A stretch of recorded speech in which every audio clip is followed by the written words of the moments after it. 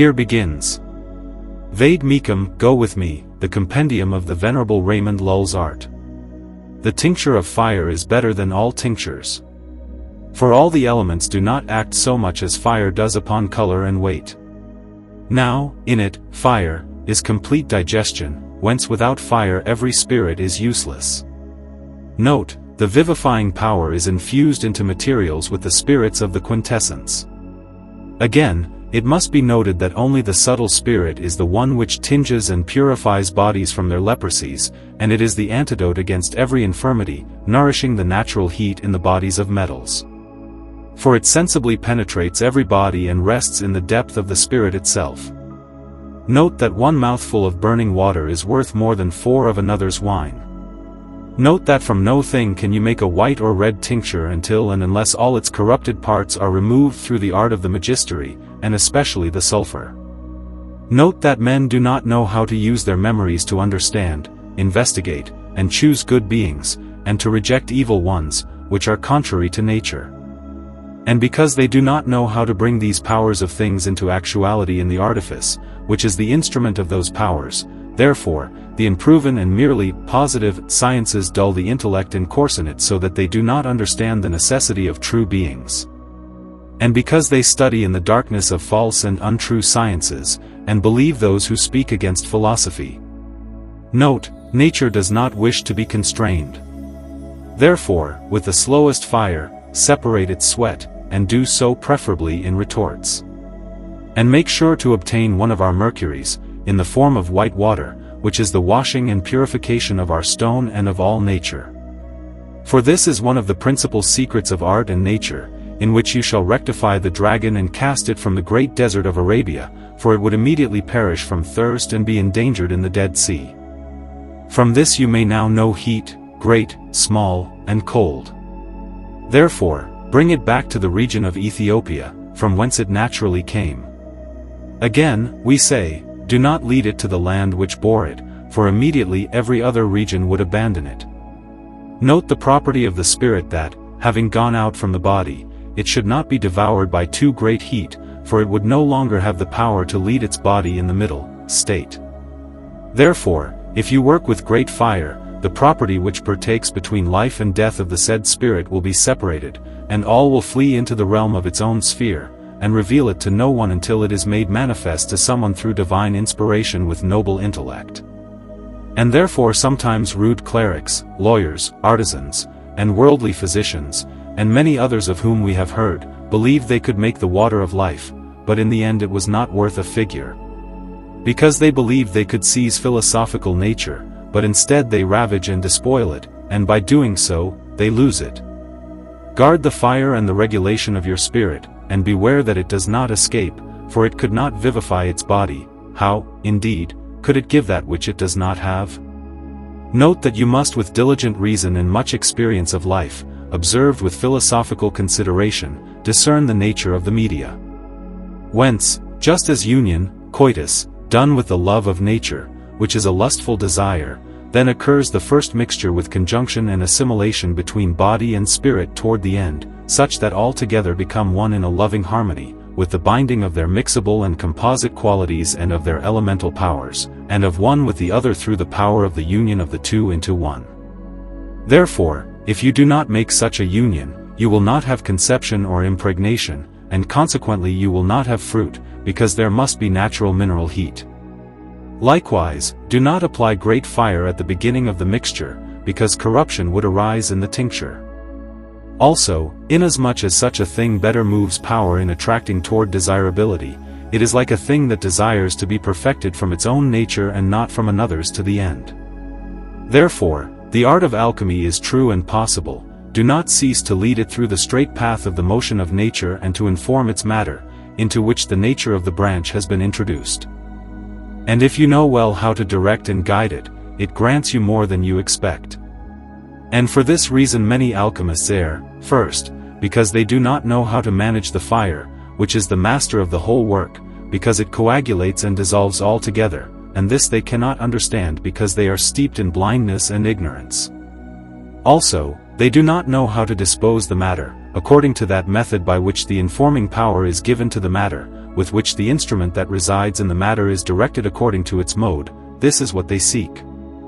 And this is a venerable nature, hidden deep within, which you, my son, if you wish to rule it by itself, it will grant you that which has appeared to us in clear light in the form of a white, delicately leafed earth, which stands near the nature of the bright precious moon.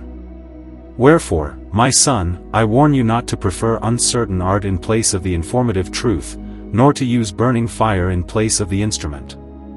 The informing power is governed by a certain mode of operation, which with certain reason gives knowledge of the craft for knowing it. Therefore, at the outset of our magistery, you must keep this in view. And thus, whatever you wish to do, do prudently.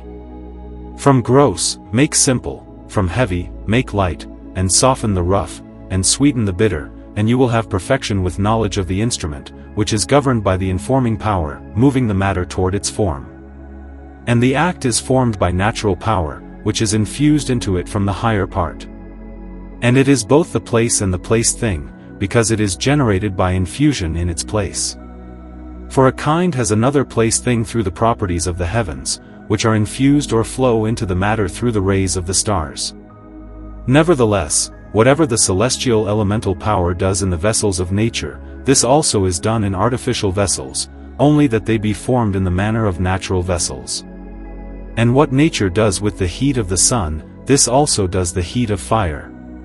But let it be tempered so that it does not exceed the motive and formative power which is infused into nature from above. For in all things that were corrupted and putrefied, we have seen the powers of the stars flowing in, taking determination from that thing in which the matter has agreement. Because celestial power is too general, and takes determination through the power of its subject in mixed things. And so, when it is infused into mineral matter, it immediately takes on mineral determination and power, because in those it is infused through the determination it receives from mineral matter, and not from vegetable or animal. And for this reason, my son, you must know the elements of our stone, which are the matter of mineral nature. Hold this as certain, that when you wish to compose the mineral elements, you should not take from the first pure things, nor from the last, to create our stone, because the first are too simple, and the last too gross. When you wish to eat, take the bread and leave the flour.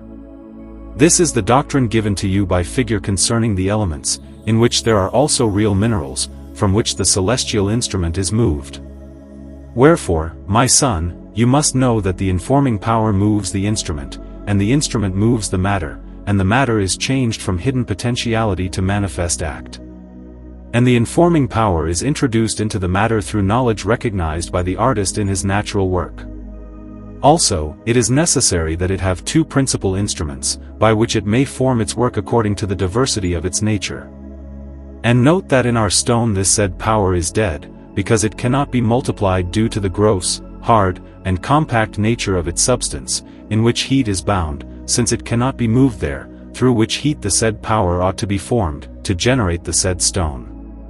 And concerning this, we will give you an example through a grain of wheat, signifying something complete in itself, in compact and dry matter, which, according to the course of nature, can never be multiplied unless it is dissolved and its hard substance attenuated with simplicity. In that hard and coagulated substance, the heat enclosed and retained within remains mortified, because of the dryness and hardness in which the matter is fixed. In this matter, heat is retained because from the nature of extreme coldness and dryness arises the mortifying quality. And therefore, such dryness requires humidification from the air so that natural heat may be aroused and extended through the simple matter of the air, which is its natural nourishment. But for those gross parts to be made into simple ones does not belong to nature to do on its own, unless it is through the subtilization of its dry parts with resolution, which happens through the moistening of the natural moistness of the grain, which had been fixed and cooked with perfect digestion, into the form of a subtle white substance, from which is made the bread you eat. Through this it is evident that nature does not pass from one contrary to another except through its medium, through which medium is caused a difference of harmony, with which nature is converted from one nature into another. And this is a special distinction which you ought to observe, that water is the friend of air by its humidity, and it is near to earth by its coldness. My son, condensation and rarefaction is the original path in the transmutation of the elements, in certain degrees, and it is the common difference by which sagacious nature converts the elements. Likewise, heat penetrates into its own proper matter and does not cease to operate, growing, expanding, lengthening, extending, and multiplying, until it reaches the point and limit at which it has more abundance of moist matter than of dry. For then the moisture begins to be fixed and thickened with the informing power, distinct from others, through concord. And thus, through evident experience, the matter teaches you that the power which is in the potential of the seed of the grain of wheat never proceeds to the act of production or vegetation unless it first undergoes corruption and putrefaction of its matter, which is the cause of its alteration, subtilization, and rarefaction, until it arrives at the point of generation, which we call, from 1 grain to 100, and 100 to 1,000,000. Hence, rustics understand the necessity of living and growing. For if the grain is not cast into the earth, it will never multiply its power, because its dry matter does not permit the parts of its determination to be converted subtly into proximity. And if it is cast into the earth, it will be calcined through resolution, and the moisture will grow through putrefaction, by which it comes into motion of its animation, by which it multiplies through the celestial heat, by which it is exalted, and is called ferment. Whence we give the ferment, and the thing to which we give it continues, through virtue, to be purified by the celestial powers, with sowing, plowing, cultivating, and impregnating the earth. By such means, through this cultivation, the fruit is aided and improved. So it is similarly in our magistery, for it is first necessary that the substance, which is the pure substance of our stone, be dissolved with the subtilization of its gross substance, so that it may afterward putrefy, not by vulgar putrefaction, and that the mineral moisture may be separated with solar heat, which is vigorous against fire. Afterward, a suitable assistant must be added to it, which the said power must transmute into itself. And in this way, mineral nature will be assisted by the industry of the sagacious artisan into such a form that, in the presence of all men, with clear light, it will manifest its effects, beyond the power of those who follow lay experiments, concerning which it is concluded. For by this is understood in what form of this natural work the artist must incline and be directed, with instrumental rational consideration, and not sophistical, according to the sentences of natural philosophy. For even despite any deep ingenuity which may have argumentative and reasonable logic with the full discourse of natural things externally, yet by no reasoning that comes to sense can one judge and know with what strength and intrinsic power one ought to increase its multiplication upon the earth, unless it be by resemblance to that simplicity by which our magistery will be, and in like manner it may be done by nature, or sprout forth in the earth in its own way. Yet you will not know this unless, through the doctrine of experiments, you first entered by way of natural philosophy known, but not sophistical, which arises from various fantastical presumptions infused into the minds of those who, with predictions or prophesied elements, act contrary to the will of nature's reason, making many ineptly adhere to sophistries.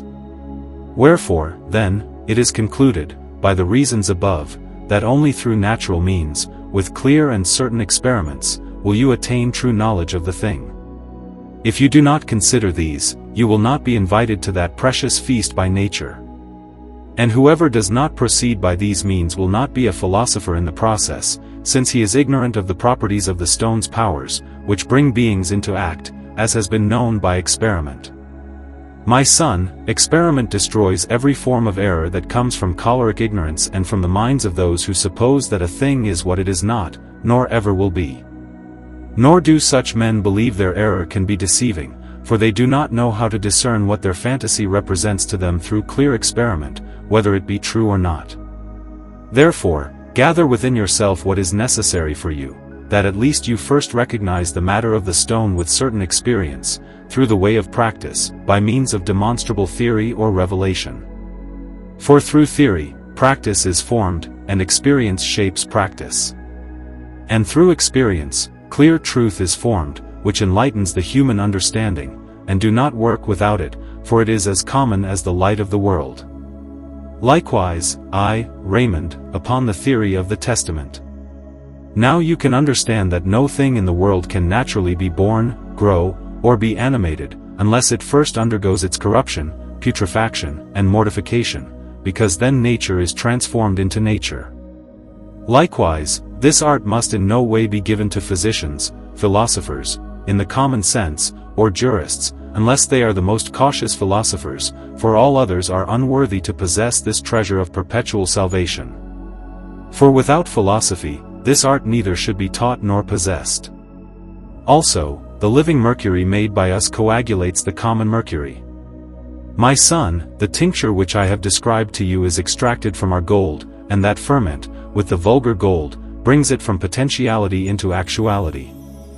Note here that many are deceived regarding the extraction of mercury from gold and silver, but if they would rightly heed the sayings of the philosophers, they would accomplish it easily and with little labor. The tincture is extracted from our gold, in which you, the reader, by expounding grammatically, will understand. Likewise, if you are not negligent in reading and investigating the contents of our books, you will go securely. Whence 3 things are required for this: a subtle natural intellect, not sophistical, manual labor, free will, wealth, wisdom, and books. Note that only the natural fire strengthened with a new natural fire is of our intention, because fire contrary to nature is harmful, and natural fire contains in itself active power. But fire contrary to nature corrupts the spirit, such that it has no place in which to rest, nor air in which it can breathe. Just as you see that a great river destroys a small one and transforms it, so it is no new or wondrous thing that fire contrary to nature transforms the natural fire and its whole essential and accidental substance, and does so more thoroughly than natural fire transforms by its own first potency. And therefore, it is necessary for you to have 2 definite operations. Namely, a corruption that occurs under the conservation of its form, and this is done with fire against fire, with the excitation of elemental fire. Likewise, our mercury is found in all elemental bodies, because all things are from mercury, which is called most general in our philosophy, where laymen are deceived if they attend only to its species or form. Whence, just as from vapor comes mercury and vegetation. And because from the first genus comes vapor, which is generated from the elements immediately. Likewise, this first matter is subtle, sulphureous earth, which greatly desires the integration of the 5th essence and unity with it, just as the first matter desires its proper form for the sake of its completion. And for this reason, the nobler the matter, the more it requires a nobler form, for in proportion as the form is noble, it ennobles its matter all the more. And this matter is highly fit for receiving that form. When therefore it is made appropriate to this form, according to nature, it is greatly suited by the act of the first cause to receive the mineral golden form, which clarifies and illuminates the matter itself. Also, further, my son, know that there is nothing in the world which is not naturally composed from the substances of the 4 elements, according to the testimony of any good natural philosopher, and by their experiences, it is nothing substantial other than composed of mercury and sulfur, pure, clean, and incombustible at the first point of their creation. From this, it can be known through the art which is accomplished by the definite operation of our mastery. That substance is the first genus or matter and the intermediate substance in which nature fixes all her colors in shaping various substances. These colors arise from the property of the composite matter of sulfur and mercury, and by the instinct of its nature. This first matter still has many other properties, through which we know that it is of the nature of living mercury and sulfur. For it cannot be corrupted in fire, nor in water, nor in air. It possesses the power to dissolve and to coagulate, and to attract with desire, and the property to expel and direct, all of which are for the perfection, completion, and goodness of the animate thing, through contrary passions. And through these passions we are made certain that it is from mercury and sulfur, since these are contrary operations, which we cannot produce or excite without the properties of those 2, because the said properties cannot exist without substance, just as actions cannot be without matter. We say that this substance is nothing other than sulfur and mercury, understood according to their composition. From this it is evident that this is the prima materia of all vile things that are formed through generation and corruption according to their composition. Wherefore, it should be made clear to you that it is of the nature of sulfur and mercury, not in the sense that mercury is present in the whole of its substance and nature as in the common kind, but in part. Also, this mercury is converted into every form, and into every well-tempered mixture, and is transformed into every nature or natures with which it may be joined or from which it may be separated. Just as man comes from man, and ox from ox, so there is no other ferment in the world but the sun and moon, which are the tinctures with which living mercury is colored. Whoever believes that mercury can tinct without such mercury is mistaken. The caucus, scarlet dye, or possibly philosopher's ferment, proceeds to the practice of its transmutations, for the sun tincts in the color of the sun, and the moon in the color of the moon. If therefore with mercury, sun, and moon you know how to tinct, you will see the great secret that is called our fire. Also, guard that kind, or genus, from all combustion, and extract the quintessences from mineral, vegetable, and animal things, in which the nearer nature of metals is found. Concerning the mineral, it is evident. Among vegetables, the diametral male principle and the great luminary, which is the vital juice, and the root of l'Australia, possibly a scribal corruption or variant of astral plants, and C. portulaca, mercurialis, and cheladonia, whose natures approach very closely to the mineral nature. And all those that are of a more warm and moist nature. Among animals, there is the spirit of the basilisk and the asp.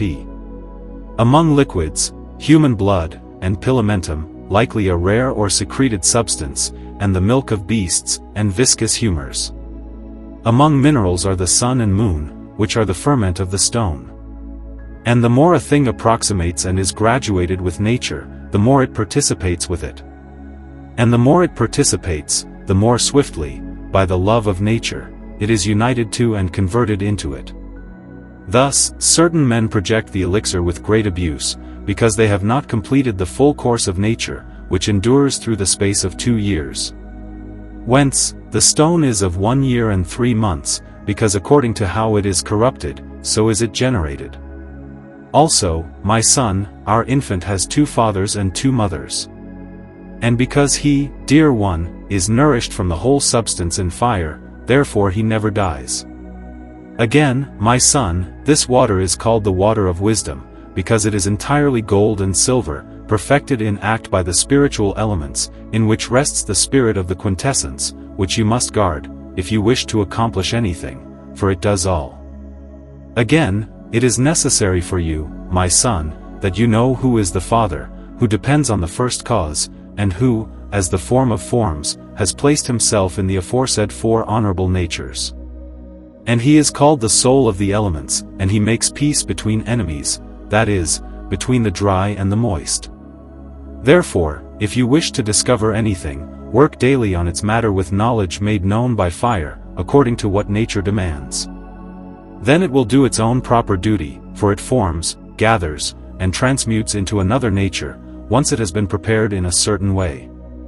And you are nothing more than a minister. From this, the soul comes into act and rests in the sphere of fire, and there it dwells with continuous motion, and the cause of that motion is natural heat stirred by a simple, elemental fire. Keep watch, my son, lest it escape. Keep it in love and in the heat of fire. And do not fix it until it is the pure element of the first thing. Moreover, the first power is from God. Yet it returns to nature, that it may will to lend from its substantial forms, whether stars or planets, and show it its inwaxing, insuration. Also, if you understand in your heart, hold fast in silence, revealing nothing. Furthermore, nothing corrupts another thing unless it exceeds it in contrary quality, as is the case with heat and cold. A small flame is consumed by a large one, by reason of its great excellence against the lesser. Therefore, all things possess contrariety in one motion. Again, my son, it is no wonder if you cherish in your heart the virtue of such a menstrual nature, since it is the guide and governess of all nature. It is a base thing, which of itself is changed into a thing exceedingly precious, which we would not believe, had we not seen the effect thereof with our own eyes. Moreover, this fire which burns gold more than the elemental fire, does so because it contains in itself the heat of terrestrial nature, and it dissolves without violence, something common fire cannot do. Therefore, we command you, on the warmest days you can find, perform the magistery. And you shall have warm water that dissolves every strong thing, wine and pyrethrum. Also, many say that aqua fortis, strong water, is the corruption of our stone, and they do not lie, for he who does not understand its corruption perhaps also ignores its generation, since it cannot be brought forth without corruption and individual transmutation, which are the real, natural acts of our stone into its first matter, which must be corrupted by said menstrual with gentle love, without total destruction. For pious love never desires to kill the children it has nourished. My son, whatever you mix in, if it is not of its own kind, it rejects, either by dissolution or by putrefaction, for it is a common thing, meant to receive whatever nature clings to it. Therefore, ensure that you mix nothing with our water unless it be of its own proper nature. This water putrefies more thoroughly, by reason of its bitter, pontic nature, and not crude. And it is that which burns and corrupts everything combustible and corporeal by the force of its own nature, etc. The end.